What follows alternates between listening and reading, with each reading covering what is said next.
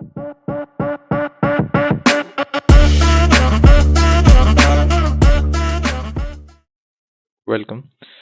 आज नया chapter start करेंगे जो कि है chapter 3, pair of linear equations in two variables. आपको याद होगा क्लास 9 में चैप्टर किया था आपने लीनियर इक्वेशंस इन टू वेरिएबल्स। इसी तरह क्लास 10 में है pair of linear equations in two variables. 9th class में सिर्फ एक इक्वेशन दी होती थी जो कि थी ax plus by plus c is equal to 0।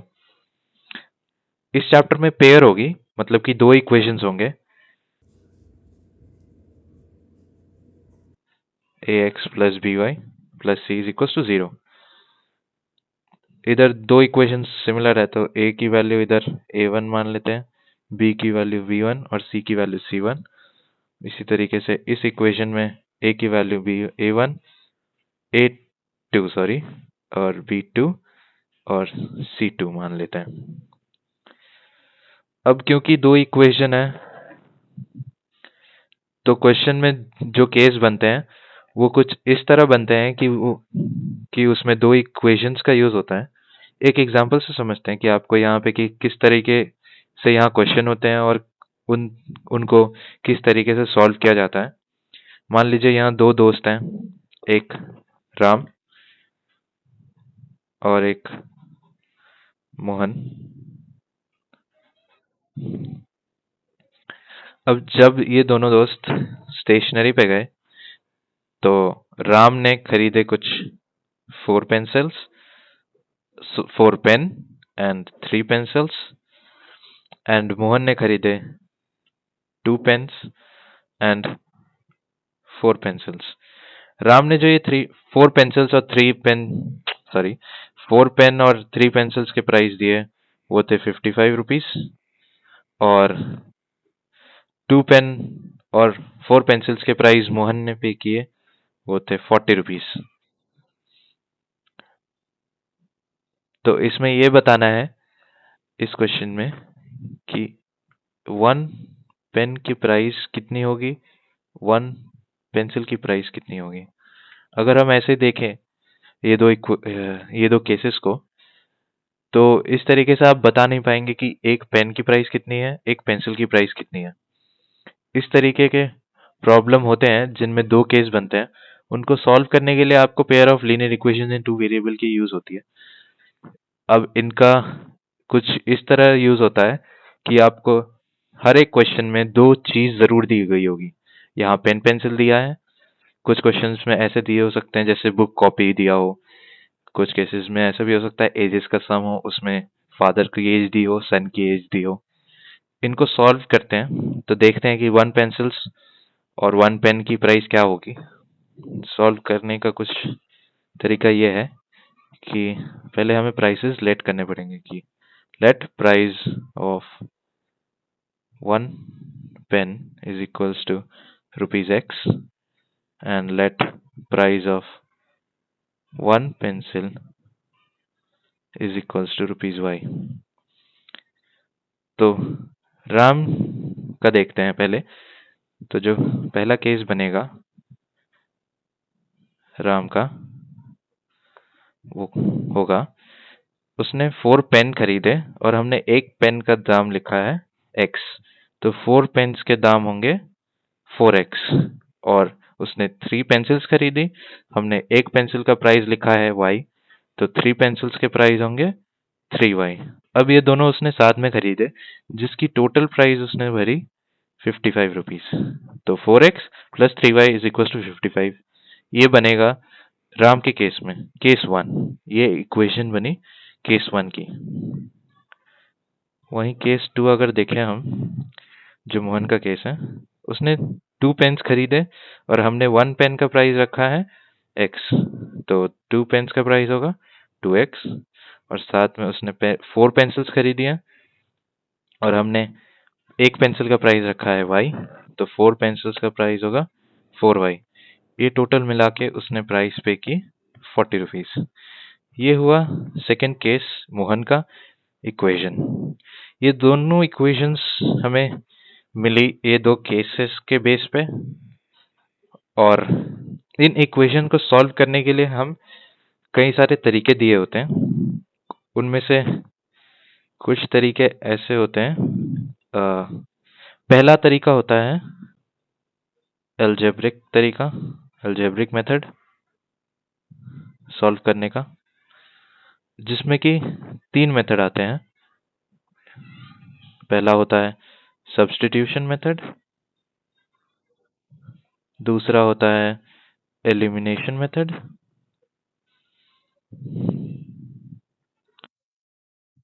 तीसरा होता है क्रॉस मल्टीप्लिकेशन, क्रॉस मल्टीप्लिकेशन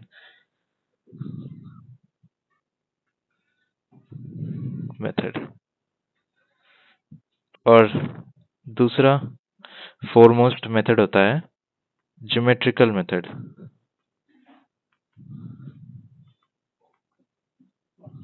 इसमें सिर्फ एक आता है ग्राफिकल मेथड सॉल्व करने का तरीका यूजिंग ग्राफ्स। जब हम ग्राफ प्लॉट करते हैं दोनों इक्वेशन की अलग अलग और देखते हैं कि वो दोनों कहाँ इंटरसेक्ट कर रही हैं, तो वो एक सॉल्यूशन बनता है। तो वो आगे देखेंगे जब एक्सरसाइज 3.1 डिस्कस करूंगा, तब मैं ज्योमेट्रिकल मेथड समझा दूंगा वहाँ पे। उसको पहले डिस्कस करेंगे, एक्सरसाइज 3.1 करने से पहले ज्योमेट्रिकल मेथड यूज करेंगे। इस वाले वीडियो में अलजेब्रिक मेथड देखेंगे हम। ये तीनों अलजेब्रिक मेथड से, ये जो एग्जांपल है यहाँ पे यूज हुआ, वो ट्राई करेंगे ये तीनों मेथड से सॉल्व करने का। तो देखते हैं पहले सब्स्टिट्यूशन मेथड। पहला है हमारे पास सब्स्टिट्यूशन मेथड। अब जो दो केसेस यानी कि दो इक्वेशन जो बनी हमारे पास, वो थी कुछ इस तरह। 4x plus 3y is equals to 55 and 2x plus 4y is equals to 40। ये दो इक्वेशंस बनी थी दो केसेस से राम मनोहर की। अब सब्स्टिट्यूशन मेथड में करना ये होता है कि कोई भी एक इक्वेशन में आप एक वेरिएबल की वैल्यू निकाल के उसको दूसरी इक्वेशन में सब्स्टिट्यूट कर देते हैं। पहले करना हमें यही है कि एक वेरिएबल की वैल्यू निकाल के दूसरे में सब्स्टिट्यूट कर देनी है। तो पहले इस वाली इक्वेशन से हम ट्राई करते हैं कि कोई भी एक वेरिएबल को प्राइम मान के उसको मेन मान के ट्राई करते हैं। तो मैं मान लेता हूँ x वाला वेरिएबल प्राइम इसमें, और x वाले को प्राइम करके मैं बाकी सारे टर्म्स एक साइड लेके चला जाता हूँ। तो इस साइड जाएगा 4x is equal to 55 minus 3y, और इसी तरीके से x की वैल्यू आ जाएगी 55 माइनस 3y बाई 4। यहाँ से x की वैल्यू निकली 55 minus 3y is equal to 4। अब मुझे यही x की वैल्यू ये दूसरे इक्वेशन में सब्स्टिट्यूट करनी है और देखना है कि क्या होता है। देखते हैं। तो यहाँ पे 2 इंटू एक्स दिया हुआ है, तो x की वैल्यू सब्स्टिट्यूट करते हैं 55 minus 3y by 4 plus 4y is equal to 40। आगे सॉल्व करते हैं। 2 से 4 कट जाएगा तो 2 बचेगा नीचे।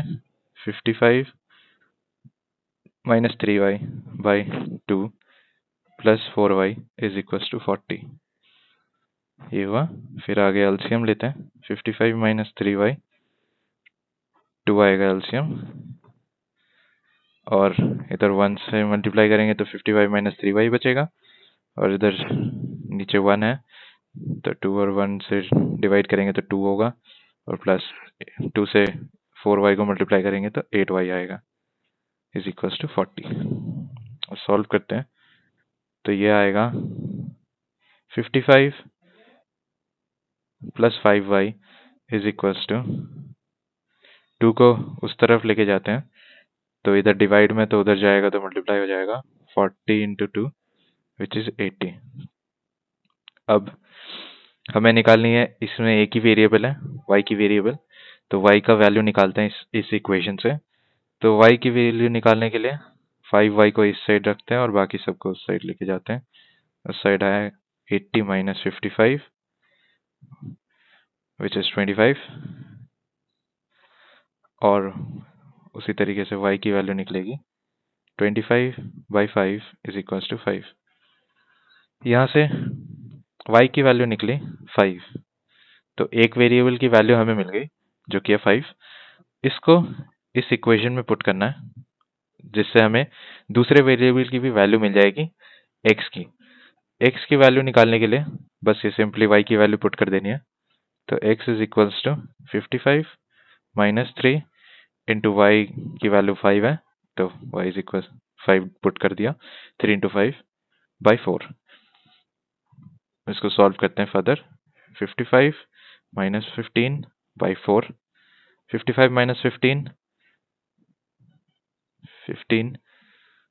15 ही आएगा ना। हाँ, y की वैल्यू पुट किया तो यहाँ ये 0 और ये 40/4 विच इज 10। तो x की वैल्यू निकली यहाँ से 10, x की वैल्यू निकली 10 और y की वैल्यू निकली 5। अब इसको वेरीफाई करते हैं कि ये जो यहाँ तक सॉल्व किया हमने x की वैल्यू और y की वैल्यू, वो करेक्ट आया है कि नहीं। तो जो प्राइम हमारे पास क्वेश्चन था वो था 1 पेंसिल और 1 पेन,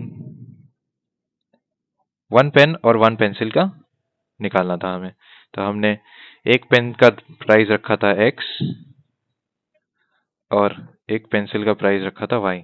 तो हमारे पास एक पेन का प्राइस आया है ₹10 और एक पेंसिल का प्राइस आया है ₹5।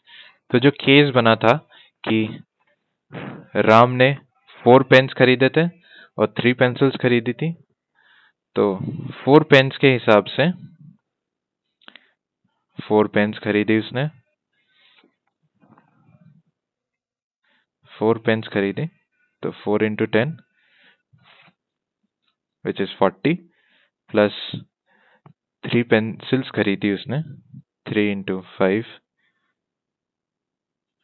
तो ये होता है 40 प्लस 15 विच इज 55, और 55 ही रुपीज उसने टोटल पे की थी। तो ये पहला केस देखें, राम का केस, तो उसके हिसाब से ये वेरीफाई हो रहा है कि एक पेन का प्राइस ₹10 है, एक पेंसिल का प्राइस ₹5 है। और सिमिलरली अगर मोहन के केस से वेरीफाई करने की कोशिश करें, तो उसने बाय किया था 2 पेन और एक पेन की प्राइस थी ₹10, तो 2 into 10 which is 20 plus 4 pencils buy किए और एक पेंसिल की प्राइस निकली 5, तो 4 into 5 which is 20, 20 into 20 which is 40, तो 40 रुपीज उसने टोटल प्राइस पे किया था। तो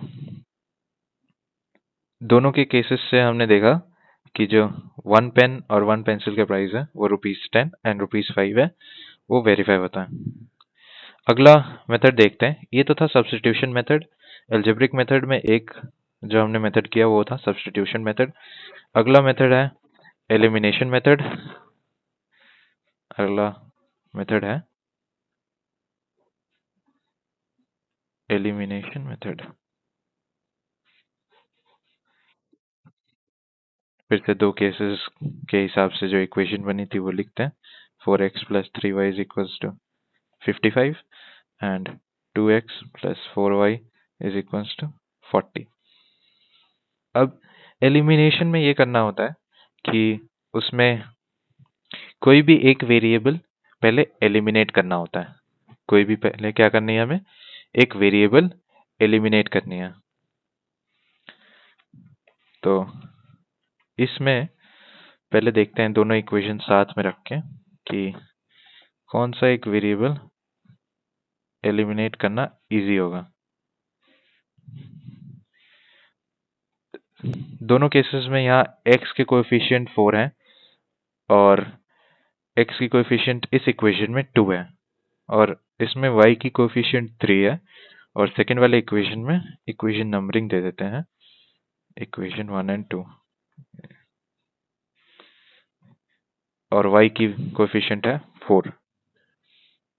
इजी के लिए, इजियर समझने के लिए यहाँ पे पहले ट्राई करते हैं कि x को एलिमिनेट करते हैं। x के यहाँ पे दोनों कोफिशिएंट्स हैं। पहले इक्वेशन में है 4, दूसरे इक्वेशन में है 2।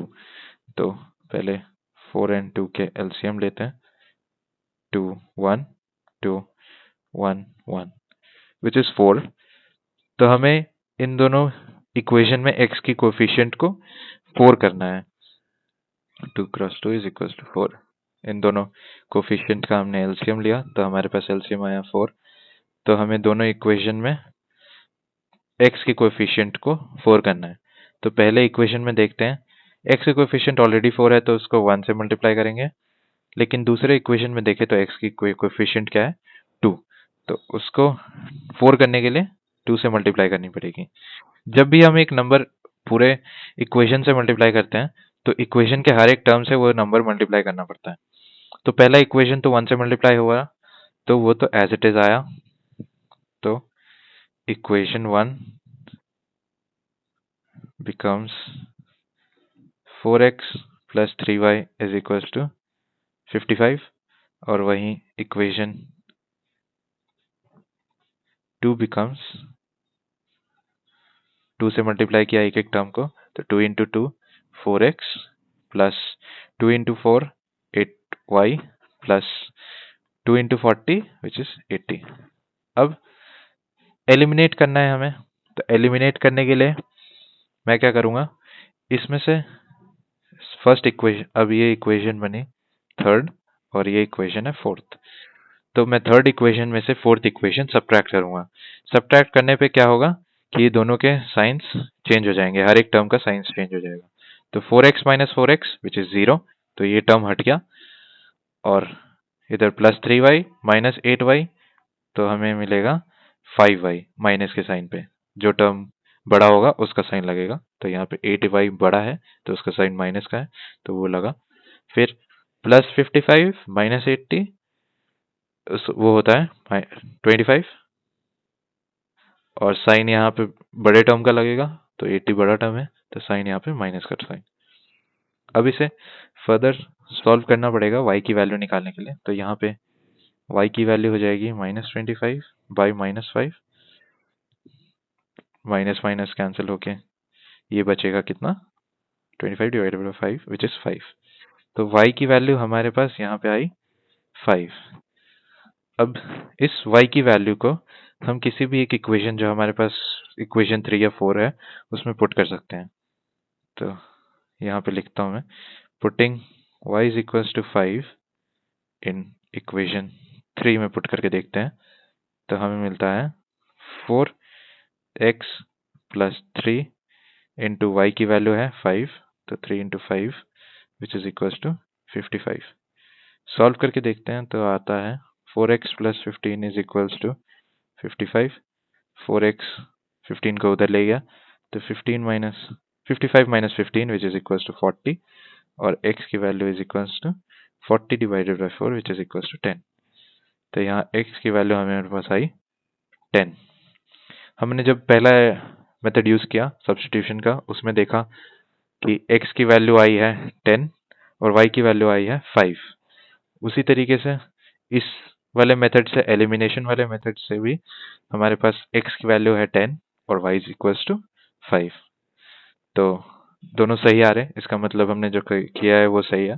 पहले मैं वेरीफाई कर दिया था। अब अगला जो मेथड है वो है क्रॉस मल्टीप्लिकेशन। तीसरा है क्रॉस मल्टीप्लिकेशन मेथड।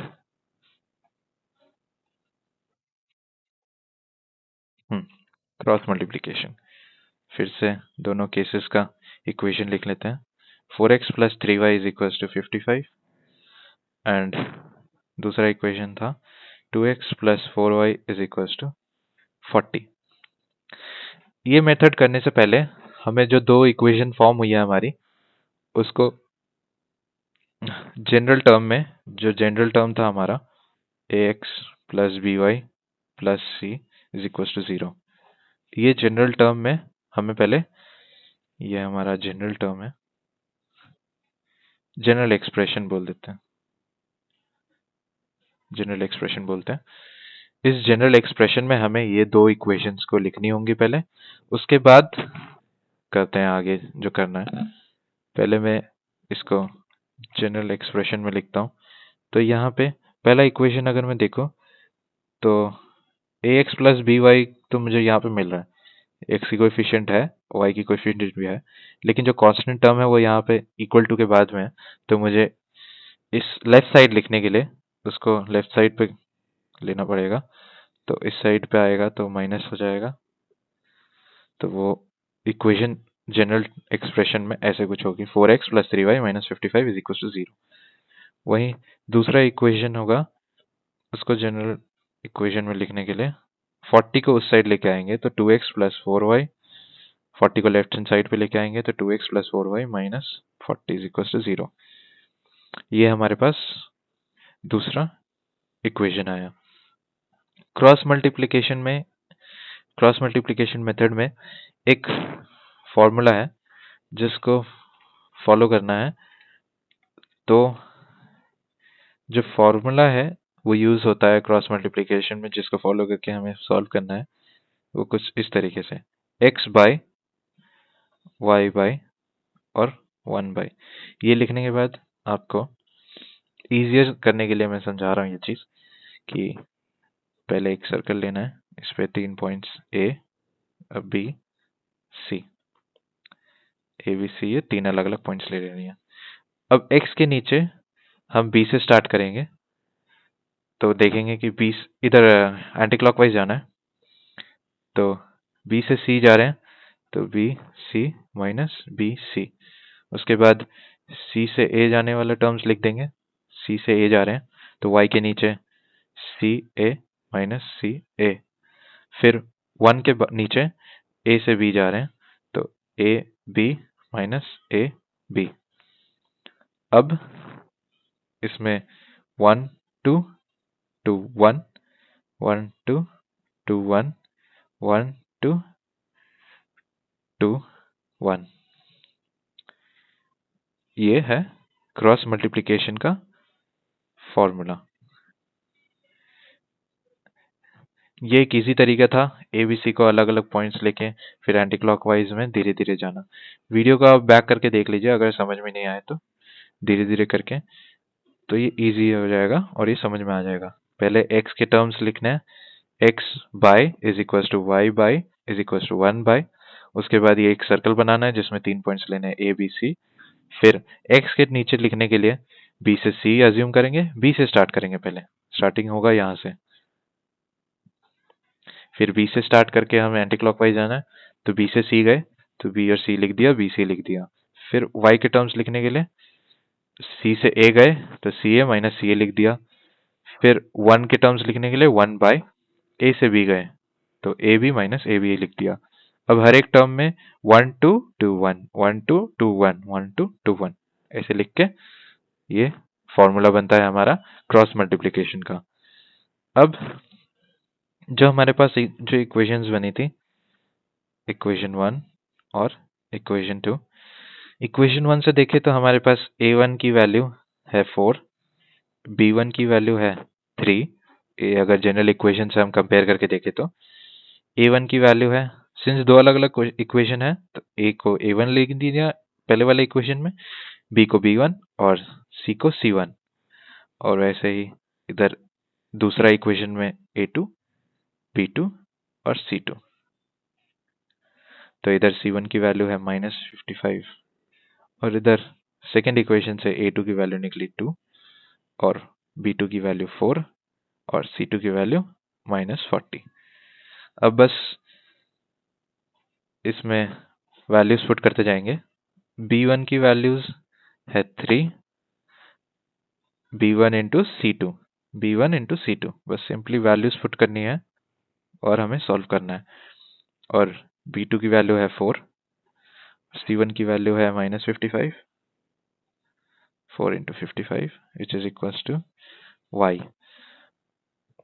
y पे है c1 इंटू a2, c1 की वैल्यू है -55, a2 की वैल्यू है 2 माइनस c2 की वैल्यू है -40 और a1 की वैल्यू है 4 which is equals to 1 divided by a1 into b2. a1 की वैल्यू है 4, a1 की वैल्यू है 4, b2 की वैल्यू है 4 minus a2 into b1, a2 की वैल्यू है 4, a2 की वैल्यू है 2, ये ना 2, और b1 की वैल्यू है 3। तो हमने एक एक की वैल्यूज पुट करी। x के लिए, x के नीचे डिनोमिनेटर में क्या पुट किए, b1 c2, b1 की वैल्यू 3, c2 की वैल्यू -40, 3 -40, फिर b2 c1, b2 की वैल्यू 4, c1 की वैल्यू -55, फिर y के लिए टर्म्स c1 a2, c1 की वैल्यू है -55 और a2 की वैल्यू है 2 माइनस c2 की वैल्यू -40, a1 की वैल्यू 4, a1 की वैल्यू 4, 4 लिख दिया। उसके बाद 1 बाय a1 b2, a1 की वैल्यू 4, b2 की value 4, 4 into 4 minus a2 b1, a2 की वैल्यू 2 और b1 की वैल्यू 3, 2 इंटू 3। अब ये लिखने के बाद इसको सॉल्व करते हैं तो ये आएगा -120 प्लस 5 4 ज़ा 20, 220 आएगा ये, और ये y minus 5 200 110 plus 160 by 1 16 minus 6 x by, ये फर्दर इसको माइनस करेंगे तो ये 100 आएगा बाय, क्योंकि यहाँ पे स्मॉलर नंबर का साइन नेगेटिव में है लेकिन हायर नंबर का साइन पॉजिटिव में, तो यहाँ पॉजिटिव का साइन आएगा। सिमिलरली यहाँ पे y के नीचे टर्म्स के लिए माइनस करेंगे, यहाँ पे -110 plus 160 which is 50 which is equals to 1 by, यहाँ पे आएगा हमारे पास 10। अब ये लास्ट स्टेप में क्रॉस मल्टीप्लिकेशन के हमें देखना है कि यहाँ अलग अलग सेपरेट करना है। पहले तो x बाई x के टर्म को 1 के टर्म के साथ इक्वेट करना है, फिर y के टर्म को 1 के साथ इक्वेट करना है। तो ये दो अलग अलग केस हो गए। तो x के टर्म को 1 के टर्म के साथ और y के टर्म को 1 के साथ, तो ये दो अलग अलग बनेंगे हमारे पास। x by 100 is equal to 1/10, वहां से x की वैल्यू निकालनी है हमारे पास। x की वैल्यू सिर्फ निकालनी है तो 100 जो डिवाइड में है वो उस साइड चला जाएगा, राइट हैंड साइड। तो राइट हैंड साइड जाएगा तो मल्टीप्लाई होगा, क्रॉस मल्टीप्लाई। तो 100 by 10 which is equal to 10, तो x की वैल्यू हमारे पास 10 आई। एंड वैसे ही y निकालने के लिए ये भी क्रॉस मल्टीप्लाई हो जाएगा, तो 50 by 10 which is equal to 5, y की वैल्यू हमारे पास 5 आई। तो इस मेथड को भी यूज किया हमने, तो देखा कि x की वैल्यू आई 10 और y की वैल्यू आई 5। सिमिलरली हमारे पास जो सब्स्टिट्यूशन मेथड और एलिमिनेशन मेथड से जो सॉल्यूशंस निकले थे उनमें भी x की वैल्यू 10 और y की वैल्यू 5 आई थी। तो हमारे पास ये तीन मेथड है एल्जेब्रिक मेथड्स जिनके थ्रू हमने ये इक्वेशन सॉल्व की, pair of linear equation in two variables. अब आगे आने वाले वीडियोस में आप देखेंगे कि एक्सरसाइज 3.1 स्टार्ट करने से पहले हम ज्योमेट्रिकल मेथड भी सॉल्व करेंगे। देखेंगे ज्योमेट्रिकल मेथड में कैसे सॉल्व होता है ग्राफ ड्रॉ करके। ठीक है, ओके।